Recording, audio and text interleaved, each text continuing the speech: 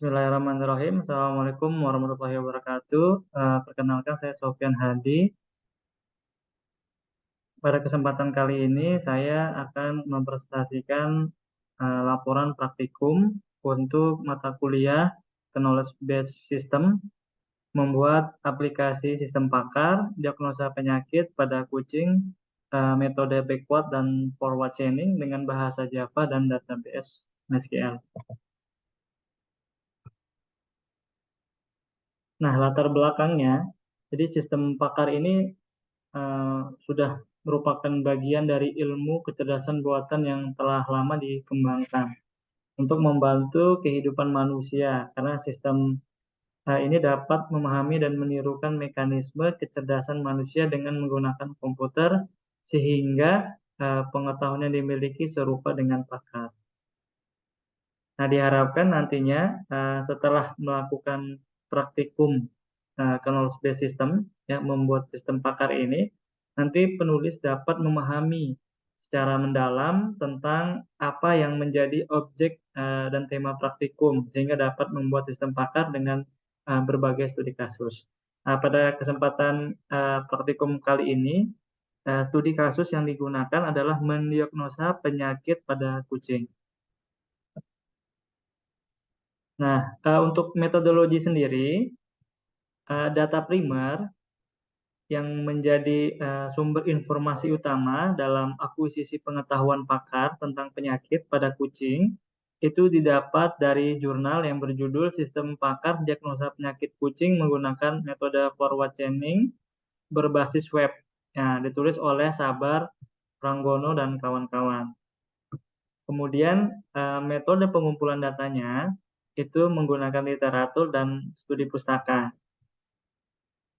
Nah, untuk metode penyelesaian sistem pakarnya, jadi penulis di sini menggunakan inference engine-nya, yaitu forward dan backward chaining, di mana dalam menyusun mekanismenya yang berbasis aturan itu menggunakan pengetahuan yang sama. Ya, jadi inverse engine-nya saja yang dibikin berbeda, ya, ada antara backward dan forward. Namun basis pengetahuannya sama. Nah, yang membedakannya hanya memang bagaimana dalam memproses fakta dan tujuannya. Nah, mekanisme backward chaining dimulai dari tujuan, mencari semua jalur yang mungkin, ya, untuk mencapainya, sedangkan nanti forward chaining dimulai dari fakta yang diberikan untuk menemukan tujuan. Nah, hasil dan pembahasannya ini use case dalam penggunaan sistem pakar. Jadi nanti ada dua user, ya, usernya untuk mencari solusi dan user yang selanjutnya adalah pakar, ya, yang memberikan solusi. Jadi sistem pakar mengakuisisi pengetahuan dari seorang pakar nanti untuk mendapatkan informasi yang dibutuhkan oleh selain non pakar. Nah, basis pengetahuannya sendiri, jadi nanti ada uh, tiga, ya, ada tiga kategori. Yang pertama itu penyakit. Nah, jadi penyakit, kemudian ada gejala, kemudian ada aturan. Nah, jadi aturan merupakan adalah kombinasi antara penyakit dan gejala, begitu. Jadi ada penyakit dan ada gejalanya, itu aturannya.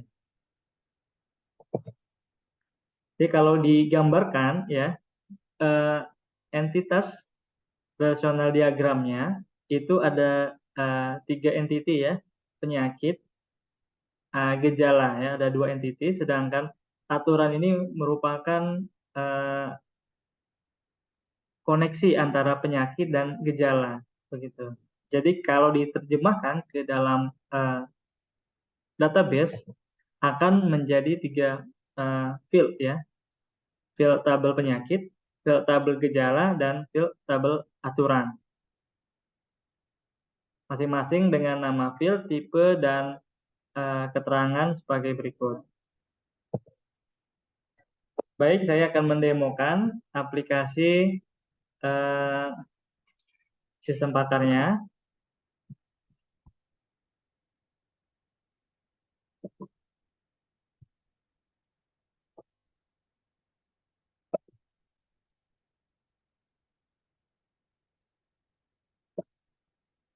Nah, kita akan mencoba nanti memasukkan ya akuisisi pengetahuannya sebelum mencoba untuk melakukan diagnosa menggunakan backward chaining maupun forward chaining. Nah, untuk akuisisi pengetahuan terdiri tadi seperti yang dipaparkan di sebelumnya, yaitu data penyakit, data gejala, dan aturan.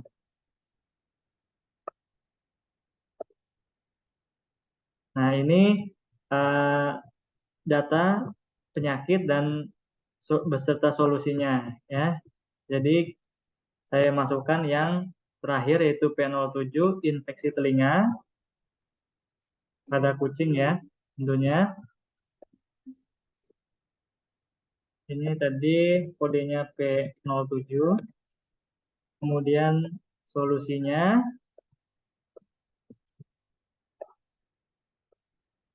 Nah, setelah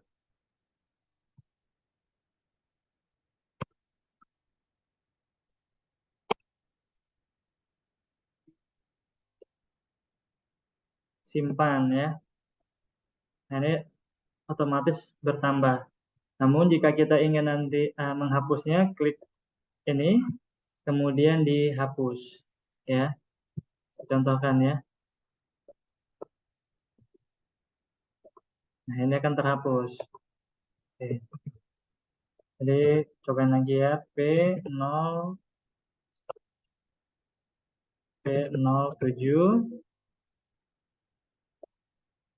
namanya infeksi telinga.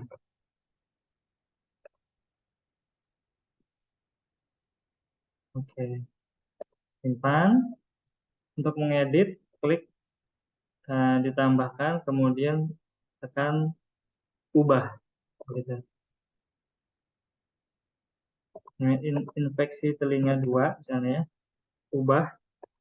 Nah, ini akan berubah. Akan kembalikan lagi. Simpan. Oke. Mau ubah. Infeksi telinga. Kemudian data gejala.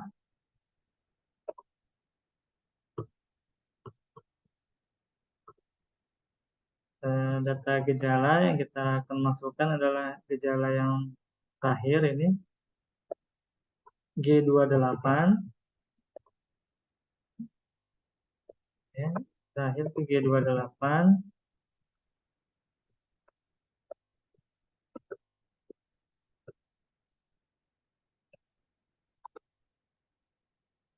Simpan, kemudian G29.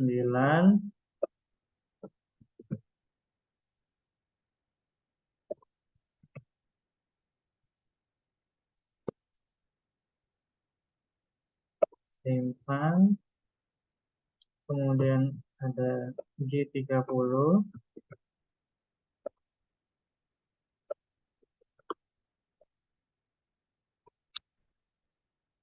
Ini simpan.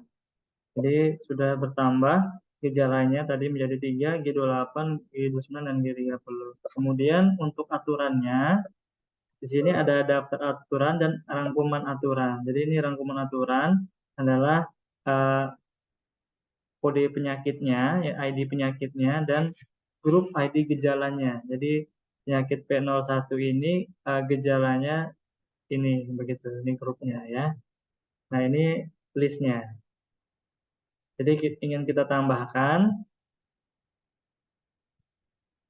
tadi penyakit yang terakhir itu infeksi telinga, gejalanya adalah P28 ya, seperti aturan ya yang sudah dibuat.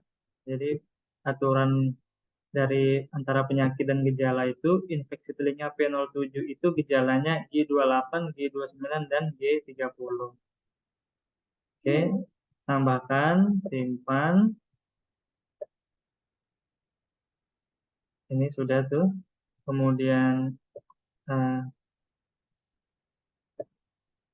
G29 ya, simpan.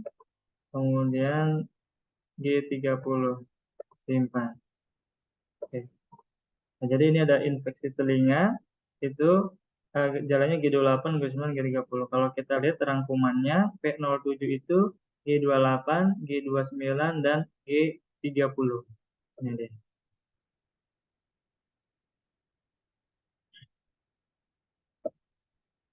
Namun jika nanti kita ingin merubahnya, tinggal pencet klik ini, ya. Nah ini masuk ID-nya ya, ini dia read only, tinggal dia rubah penyakit maupun gejalanya. Baik, kita akan mencoba untuk yang diagnosa yang backward chaining dulu. Jadi metode backward chaining itu diawali dengan hipotesis penyakitnya. Jadi hipotesisnya apa di awal, kemudian nanti akan melakukan pertanyaan-pertanyaan ya tidak, jawaban yes no ya. Kalau jawabannya dia semua yes, maka nanti akan ditemukan hasil diagnosanya. Contohkan, misalnya tadi ya infeksi telinga, kita cek diagnosanya, nah dia akan bertanya, dia ada 3 ya, telinga terlihat bengkak enggak? Gitu. Jika kita jawab langsung no, maka langsung ada informasi tidak ada penyakit yang cocok dengan gejala tersebut. Namun jika kita nanti menjawabnya iya semua, bengkak iya, keluar cairan dari telinga iya,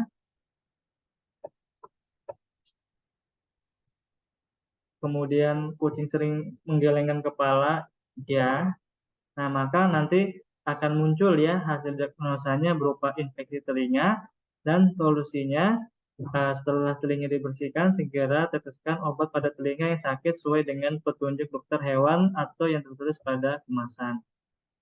Ini metode backward chaining.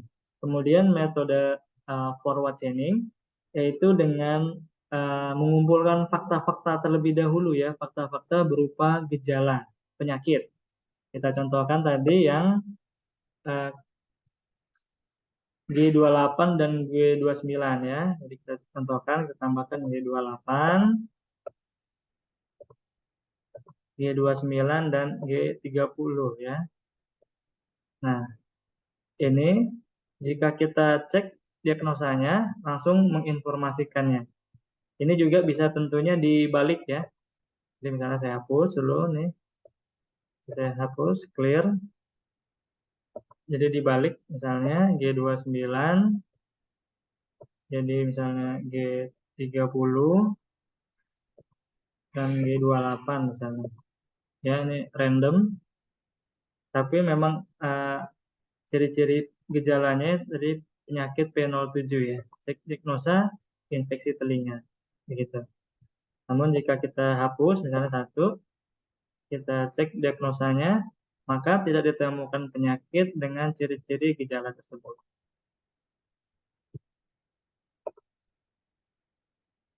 Baik, demikian yang dapat saya sampaikan terkait laporan praktikum knowledge base system membuat aplikasi sistem pakar.